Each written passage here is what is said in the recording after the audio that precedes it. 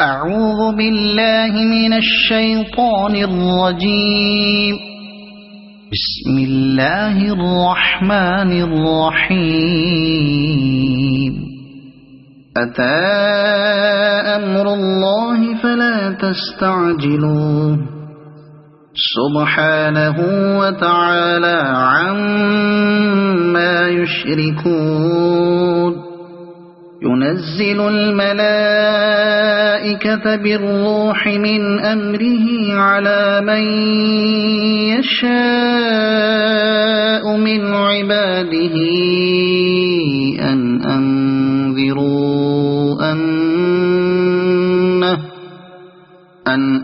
أنذروا أنه لا إله إلا أنا فاتقون. خلق السماوات والأرض بالحق تعالى عما يشركون. خلق الإنسان من نطفة فإذا هو خصيم مبين. والأنعام خلقها لكم فيها دفء ومنافع ومنها تأكلون. ولكم فيها جمال حين تريحون وحين تسرحون. وتحمل أثقالكم إلى بلد لم تكونوا بالغيه إلا بشق الأنفس إن ربكم لرؤوف رحيم. والخيل والبغال والحمير لتركبوها وزينة ويخلق ما لا تعلمون. وعلى الله قصد السبيل ومنها جائر ولو شاء لهداكم أجمعين. هو الذي أنزل من السماء ماء لكم منه شراب ومنه شجر فيه تسيمون. ينبت لكم به الزرع والزيتون والنخيل والأعناب ومن كل الثمرات إن في ذلك لآية لقوم يتفكرون. وسخر لكم الليل والنهار والشمس والقمر والنجوم مسخرات بأمره إن في ذلك لآيات لقوم يعقلون. وما ذرأ لكم في الأرض مختلفا ألوانه إن في ذلك لآية لقوم يذكرون. وهو الذي سخر البحر لتأكلوا منه لحما طريا وتستخرجوا منه حلية تلبسونها وترى الفلك مواخر فيه ولتبتغوا من فضله ولعلكم تشكرون. وألقى في الأرض رواسي أن تميد بكم وأنهارا وسبلا لعلكم تهتدون. وعلامات وبالنجم هم يهتدون. أفمن يخلق كمن لا يخلق أفلا تذكرون وإن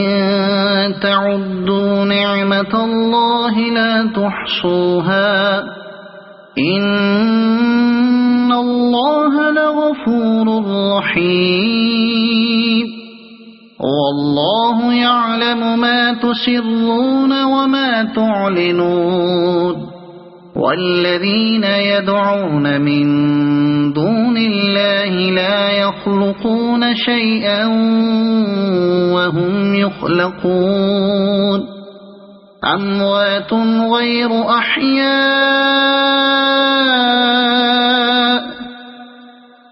وما يشعرون أيان يبعثون إلهكم إله واحد فالذين لا يؤمنون بالآخرة قلوبهم منكرة وهم مستكبرون لا جرم أن الله يعلم ما يسرون وما يعلنون إنه لا يحب المستكبرين وإذا قيل لهم ماذا أنزل ربكم قالوا أساطير الأولين ليحملوا أوزارهم كاملة يوم القيامة ومن أوزار الذين يضلونهم بغير علم ألا ساء ما يزرون قد مكر الذين من قبلهم فأتى الله بنيانهم من القواعد فخر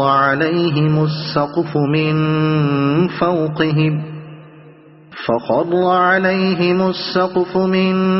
فوقهم وأتاهم العذاب من حيث لا يشعرون ثم يوم القيامة يخزيهم ويقول أين شركائي الذين كنتم تشاقون فيهم قال الذين أوتوا العلم إن الخزي اليوم والسوء على الكافرين الذين تتوفاهم الملائكة ظالمي أنفسهم فألقوا السلم ما كنا نعمل من سوء بلى إن الله عليم بما كنتم تعملون فادخلوا أبواب جهنم خالدين فيها فلبئس مثوى المتكبرين وقيل للذين اتقوا ماذا أنزل ربكم قالوا خيرا للذين أحسنوا في هذه الدنيا حسنة ولدار الآخرة خير ولنعم دار المتقين جنات عدن يدخلونها تجري من تحتها الأنهار لهم فيها ما يشاءون كذلك يجزي الله المتقين الذين تتوفاهم الملائكة طيبين يقولون سلام عليكم ادخلوا الجنة بما كنتم تعملون هل ينظرون إلا أن تأتيهم الملائكة أو يأتي أمر ربك كذلك فعل الذين من قبلهم وما ظلمهم الله ولكن كانوا أنفسهم يظلمون فأصابهم سيئات ما عملوا وحاق بهم ما كانوا به يستهزئون وقال الذين أشركوا لو شاء الله ما عبدنا من دونه من شيء نحن ولا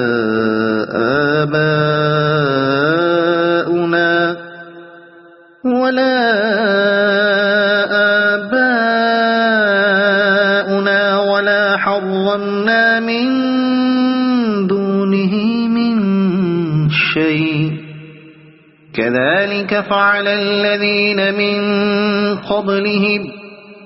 فهل على الرسل إلا البلاغ المبين ولقد بعثنا في كل أمة رسولا أن اعبدوا الله واجتنبوا الطاغوت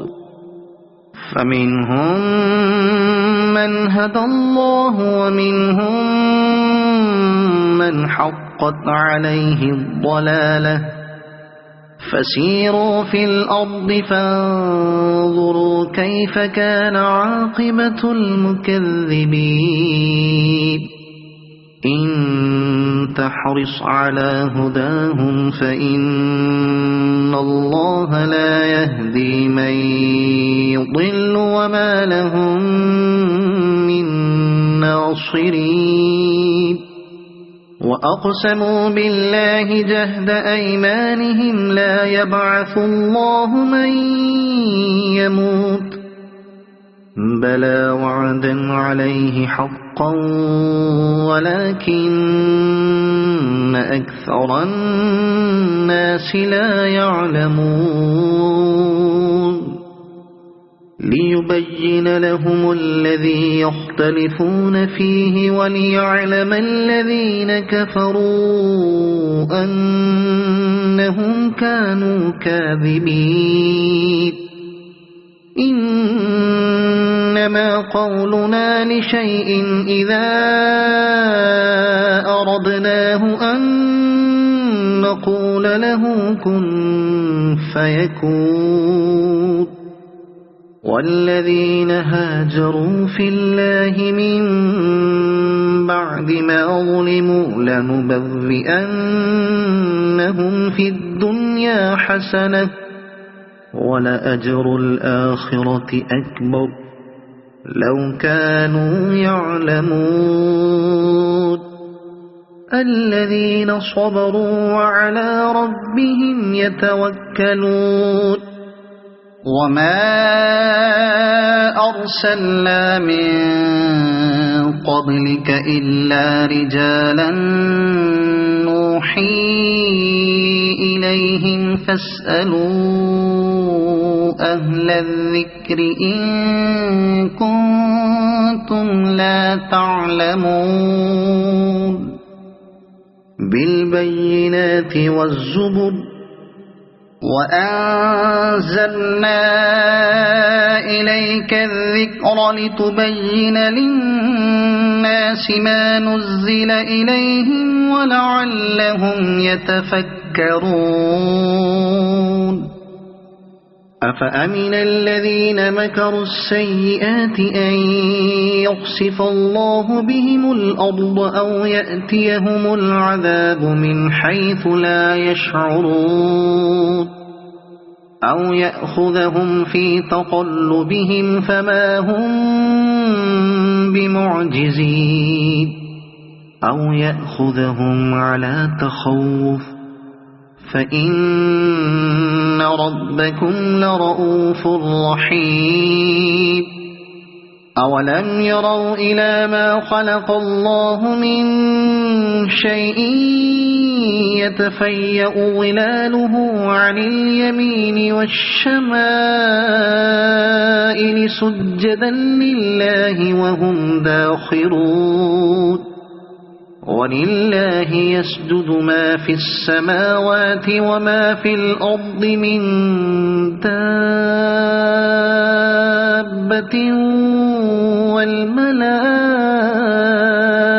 وهم لا يستكبرون يخافون ربهم من فوقهم ويفعلون ما يؤمرون وقال الله لا تتخذوا إلهين اثنين إنما هو إله واحد فإياي فارهبون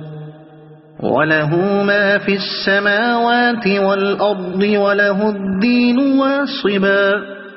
أفغير الله تتقون وما بكم من نعمة فمن الله ثم إذا مسكم الضر فإليه تجأرون ثم إذا كشف الضر عنكم إذا فريق منكم بربهم يشركون ليكفروا بما آتيناهم فتمتعوا فسوف تعلمون ويجعلون لما لا يعلمون نصيبا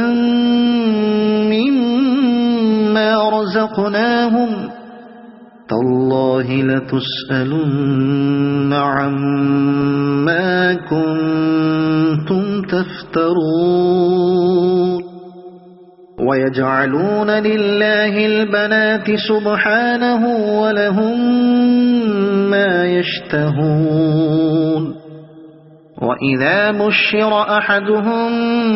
بالأنثى ولى وجهه مسودا وهو كظيم يتوارى من القوم من سوء ما بشر به أيمسكه على هون أم يدسه في التراب ألا ساء ما يحكمون للذين لا يؤمنون بالآخرة مثل السوء ولله المثل الأعلى وهو العزيز الحكيم ولو يؤاخذ الله الناس بظلمهم ما ترك عليها من دابة ولكن يؤخرهم إلى أجل مسمى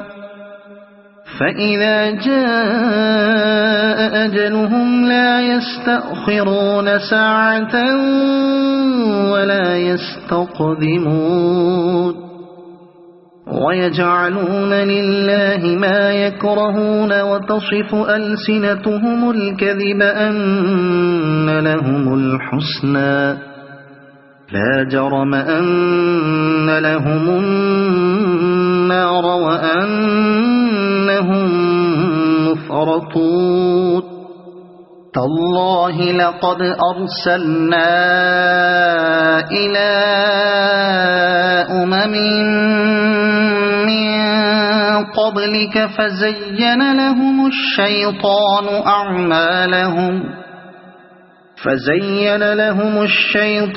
أعمالهم فهو وليهم اليوم ولهم عذاب أليم وما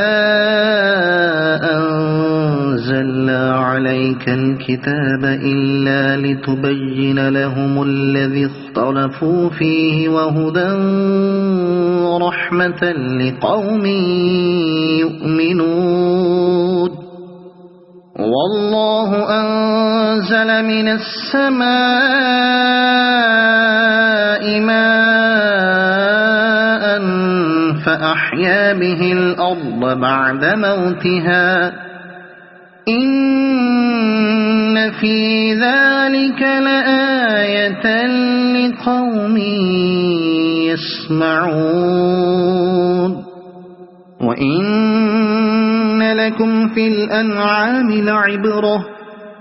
نسقيكم مما في بطونه من بين فرث ودم لبنا خالصا سائغا للشاربين ومن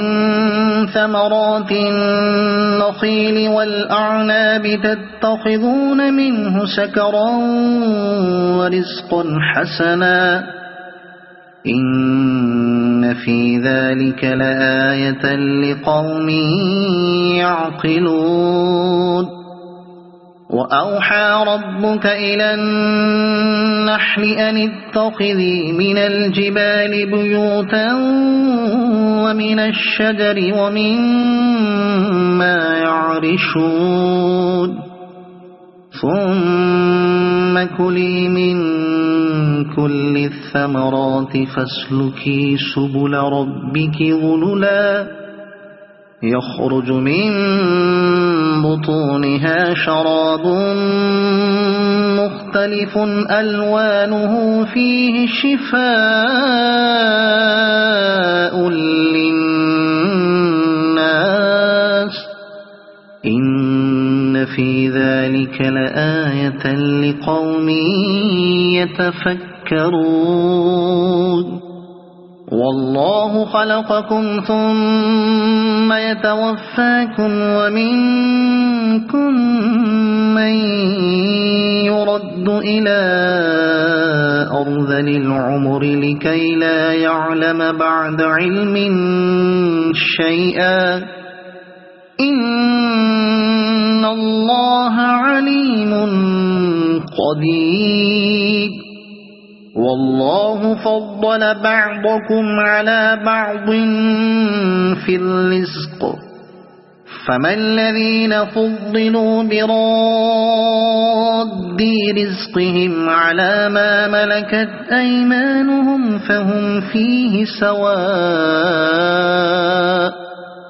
أفبنعمة الله يجحدون والله جعل لكم من أنفسكم أزواجا وجعل لكم من أزواجكم بنين وحفدة ورزقكم من الطيبات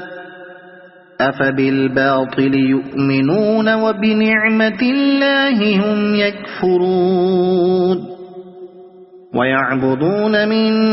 دون الله ما لا يملك لهم رزقا من السماوات والأرض شيئا ولا يستطيعون فلا تضربوا لله الأمثال إن الله يعلم وأنتم لا تعلمون ضرب الله مثلا عبدا مملوكا لا يقدر على شيء ومن رزقناه منا رزقا حسنا فهو ينفق منه سرا وجهرا هل يستوون الحمد لله بل أكثرهم لا يعلمون وضرب الله مثلا الرجلين أحدهما أبكم لا يقدر على شيء وهو كل على مولاه أينما يوجهه لا يأت بخير هل يستوي هو ومن يأمر بالعدل وهو على صراط مستقيم ولله غيب السماوات والأرض وما أمر الساعة إلا كلمح البصر أو هو أقرب إن الله على كل شيء قدير والله أخرجكم من بطون أمهاتكم لا تعلمون شيئا وجعل لكم السمع والأبصار والأفئدة لعلكم تشكرون ألم يروا إلى الطير مسخرات في جو السماء ما يمسكهن إلا الله إن في ذلك لآيات لقوم يؤمنون والله جعل لكم من بيوتكم سكنا وجعل لكم من جلود الأنعام بيوتا تستخفونها يوم ظعنكم ويوم إقامتكم ومن أصوافها وأوبارها وأشعارها أثاثا ومتاعا إلى حين والله جعل لكم مما خلق ظلالا وجعل لكم من الجبال أكنانا وجعل لكم سرابيل تقيكم الحر وسرابيل تقيكم بأسكم كذلك يتم نعمته عليكم لعلكم تسلمون فإن تولوا فإنما عليك البلاغ المبين يعرفون نعمة الله ثم ينكرونها وأكثرهم الكافرون ويوم نبعث من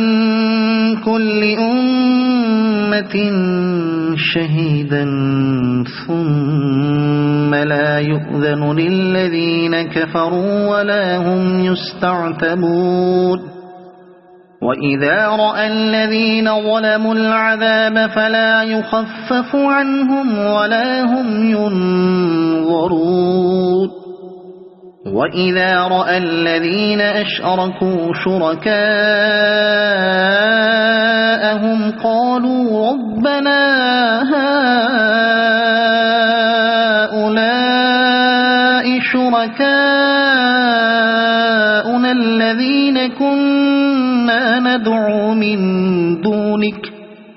فألقوا إليهم القول إنكم لكاذبون وألقوا إلى الله يومئذ السلم وضل عنهم ما كانوا يفترون الذين كفروا وصدوا عن سبيل الله زدناهم عذابا فوق العذاب بما كانوا يفسدون ويوم نبعث في كل أمة شهيدا عليهم من أنفسهم وجئنا بك شهيدا على هؤلاء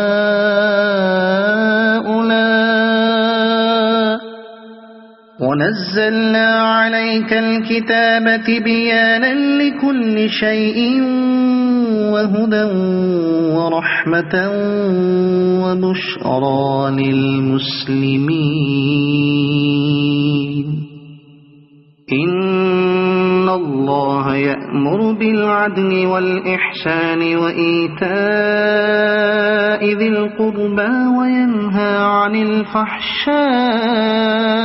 والمنكر والبغي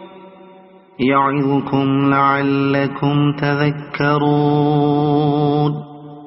وأوفوا بعهد الله إذا عاهدتم ولا تنقضوا الأيمان بعد توكيدها وقد جعلتم الله عليكم كفيلا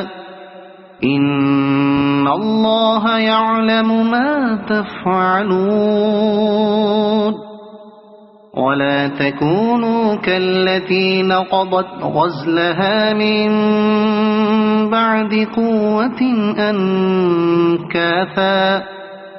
تتخذون أيمانكم دخلا بينكم أن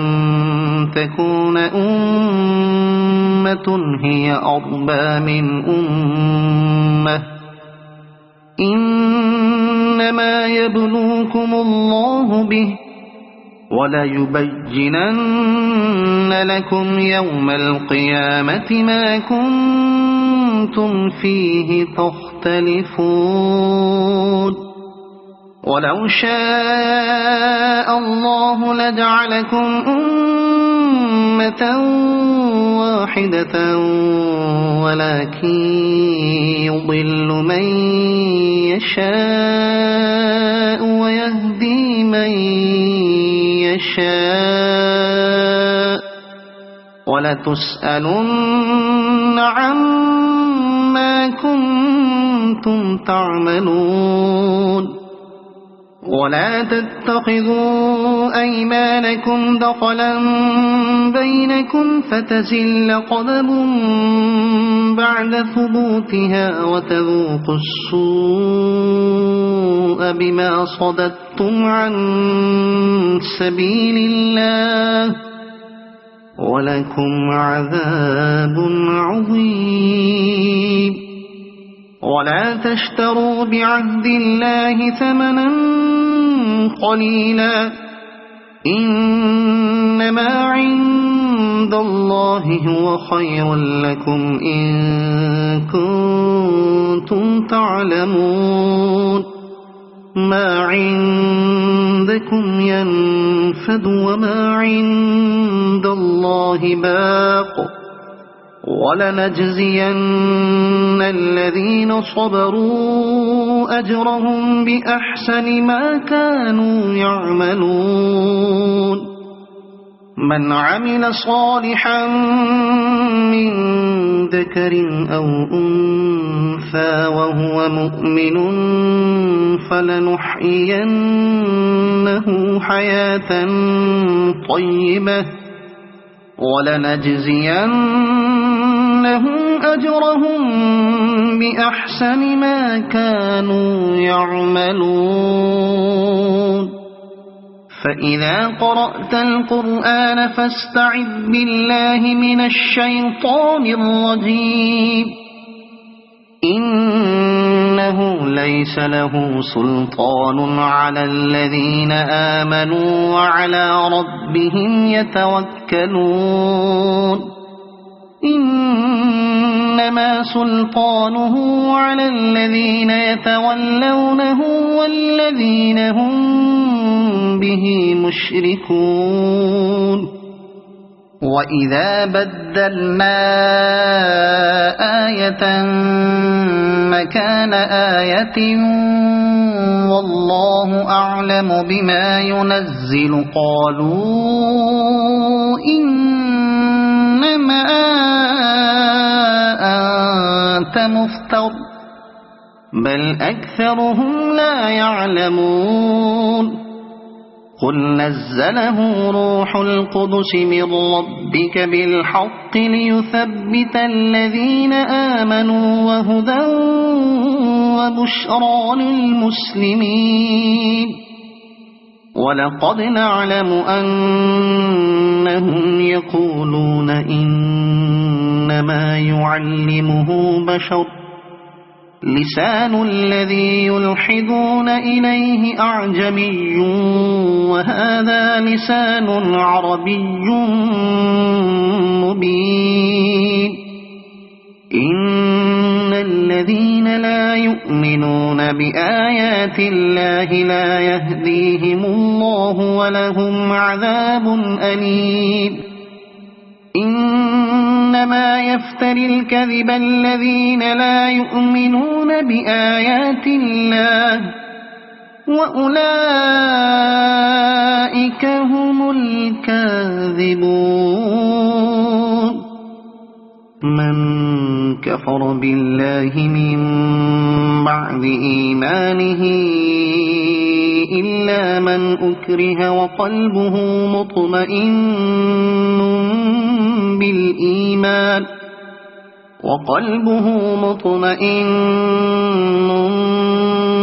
بالإيمان ولكن من شرح بالكفر صدرا فعليهم غضب من الله ولهم عذاب عظيم ذلك بأنهم استحبوا الحياة الدنيا على الآخرة وأن الله لا يهدي القوم الكافرين أولئك الذين طبع الله على قلوبهم وسمعهم وأبصارهم وأولئك هم الغافلون لا جرم أنهم في الآخرة هم الخاسرون ثم إن ربك للذين هاجروا من بعد ما فتنوا ثم جاهدوا وصبروا إن ربك من بعدها لغفور رحيم يوم تأتي كل نفس تجادل عن نفسها وتوفى كل نفس ما عملت وهم لا يظلمون وضرب الله مثلا قرية كانت آمنة مطمئنة يأتيها رزقها رغدا من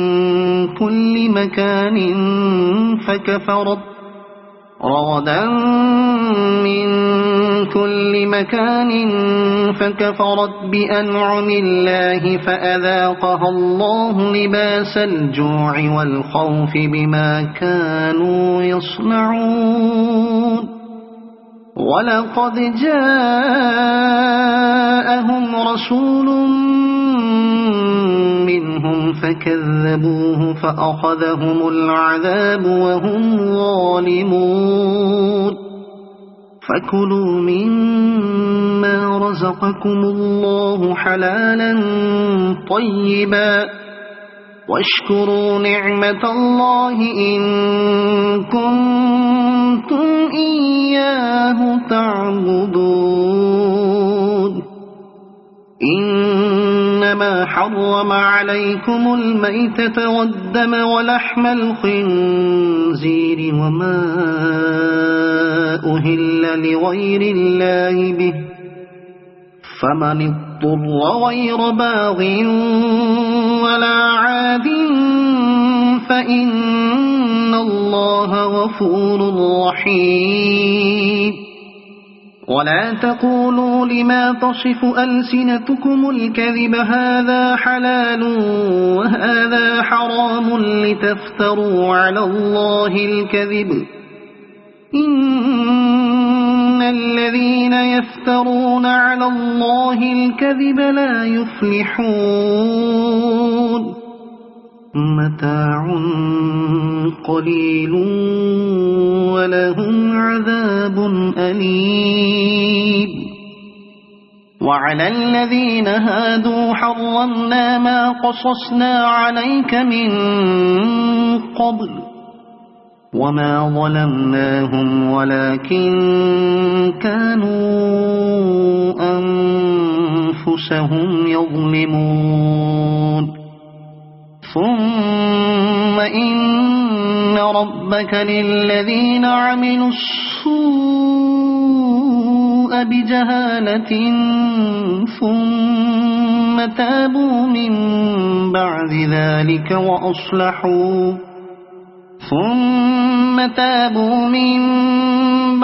ذلك وأصلحوا إن ربك من بعدها لغفور رحيم إن إبراهيم كان أمة قانتا لله حنيفا ولم يك من المشركين شاكرا لأنعمه اجتباه وهداه إلى صراط مستقيم وآتيناه في الدنيا حسنة وإنه في الآخرة لمن الصالحين ثم أوحينا إليك أن اتبع ملة إبراهيم حنيفا وما كان من المشركين إنما جعل السبت على الذين اختلفوا فيه وإن ربك ليحكم بينهم يوم القيامة فيما كانوا فيه يختلفون ادع إلى سبيل ربك بالحكمة والموعظة الحسنة وجادلهم بالتي هي أحسن إن ربك هو أعلم بمن ضل عن سبيله وهو أعلم بالمهتدين وإن عاقبتم فعاقبوا بمثل ما عوقبتم به ولئن صبرتم لهو خير للصابرين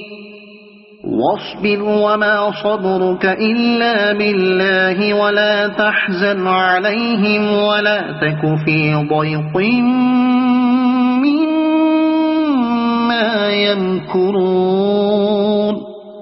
إن الله مع الذين اتقوا والذين هم محسنون صدق الله العظيم.